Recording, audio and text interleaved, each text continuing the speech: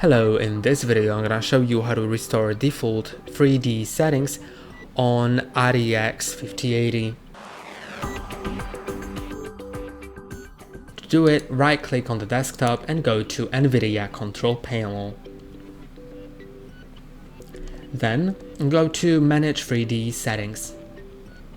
Now you can either restore the global settings to default or program settings for a certain program.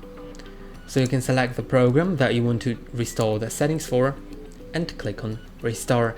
Then it'll just restore everything to follow the global settings for that app, and in global settings, if you click on Restore, it'll just reset to the most optimized values. So I'm gonna click on Restore, then yes.